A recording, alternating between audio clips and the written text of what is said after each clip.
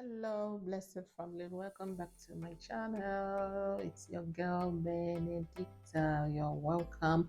Please watch this video to the end to learn something. Today, we'll be making our yummy fish roll. Into a bowl, I sifted 3 cups of flour, after which I added in some sugar. That was actually done off camera, some salt, and baking powder. And then I gave that a good mix. After giving it a good mix, here you can see I'm adding the salt and the baking powder. Then mix. At this point, I was supposed to have added my margarine, but I forgot. Though I did eventually, which you will see very soon. So I went in also with my wet ingredient, an egg and some milk to mix the dough. It was at this point I realized, my margarine is missing. So I decided to go in and add the margarine after this process. There you go. There, I remembered, and now I'm mixing the margarine, adding it in, and it combined neatly and in fact nicely, and it came out so good. So after kneading, I set it aside to rest and then faced my filling, which consists of fish. I had leftover fried fish, you can see, fish, carrot, and some onions.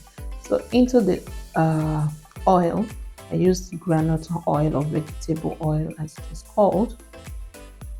I added in some onions and sauteed the onions properly.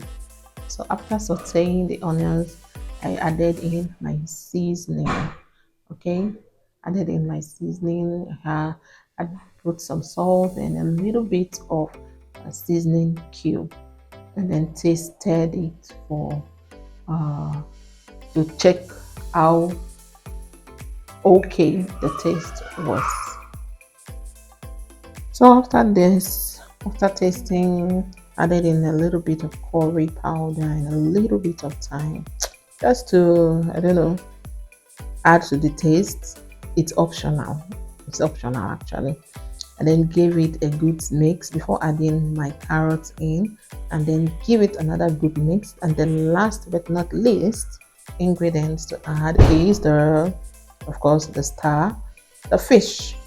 Make sure you debone the fish properly, especially if you have kids that will be eating, or even if you don't have kids. Some people don't just like to taste bone when they're eating in their meals. So ensure that that is properly done, and then give it a good mix and leave it on the fire for about 2 to 3 minutes and turn off the heat. So I remembered that I needed to just make, add a little bit of spice to it, and then I added in my grounded pepper. It's optional too.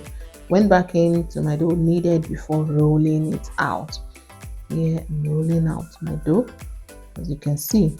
Roll it out. Make sure it is not too thick and not too thin. If it's too thin, it will cut. If it's too thick, it will not. You won't get that perfect succulent taste. And then I trimmed off the edges just to have a nice looking fish roll. Of course, presentation matters a lot, even if it is meant for the house. I mean, you can never go wrong with proper presentation. And so I added in my filling thereafter, just in a straight line, as you can see. After doing that, I just put a little bit of milk at the edge. You can see the edge is a bit shiny. I put a little bit of milk at the edge so that once I just cover it and roll it down like that, okay, it sticks, and then I don't have to start pressing. No, it's already stuck. And then you roll out the dough. Roll it out carefully, of course, and then cut off the edges, and then portion into the sizes you want. There you go. Of course. Now after that is done, place on a baking tray, and then I used milk, of course, for the wash instead of egg. I rather prefer milk because it just gives me that fresh aroma. I don't know.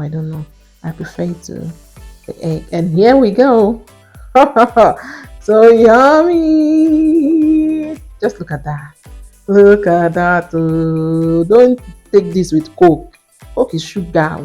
All those things one year, sugar. Go in with the healthy stuff. Okay? A cup or a bottle or a glass of yogurt or Zobo. Zombolic liquor. Oh shit, look at that. So not hard, so fluffy, succulent. Look at the feeling. Try this, you will not regret it.